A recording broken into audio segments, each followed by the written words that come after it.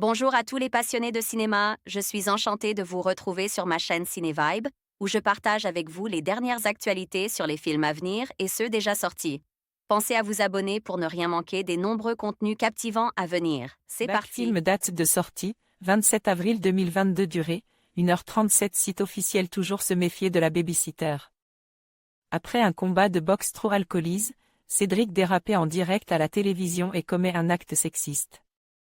Alors qu'il se remet en question sur son comportement, l'arrivée d'une mystérieuse babysitter va venir bouleverser l'équilibre de son couple. Babysité le film INC.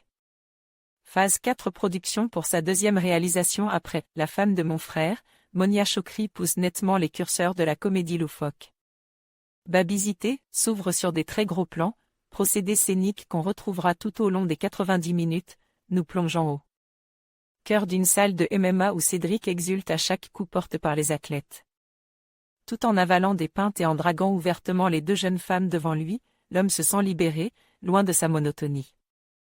À la maison où la naissance de leur fille a plutôt eu tendance à éteindre la flamme de son couple. Mais en direct à la télévision, il va voler une bise à une présentatrice, acte sexiste qui devient viral et qui lui vaut une suspension au travail.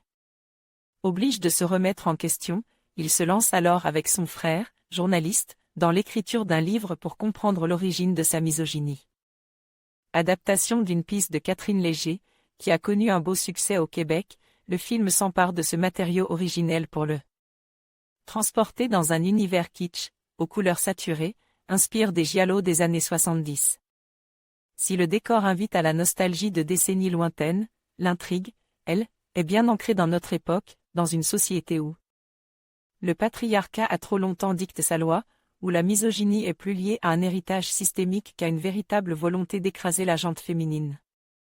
Malgré les outrances et excès formels, c'est bien dans la subtilité des propos que s'inscrit le métrage. Ici, tous les hommes ne sont pas des êtres vils ou machos, au contraire, la plupart se comportent d'une manière dommageable sans avoir jamais pensé à remettre en question cette attitude.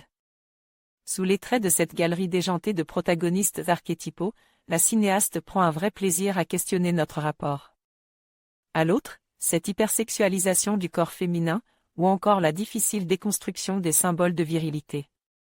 Et si le film excelle dans les séquences humoristiques, le surplus fantastique est moins convaincant, au point d'atténuer le potentiel comique de plusieurs scénettes. Fable fantasmagorique maladroite, babysité, s'égarer dans son allégorie, nous tendant un miroir un peu trop déformant pour être tranchant.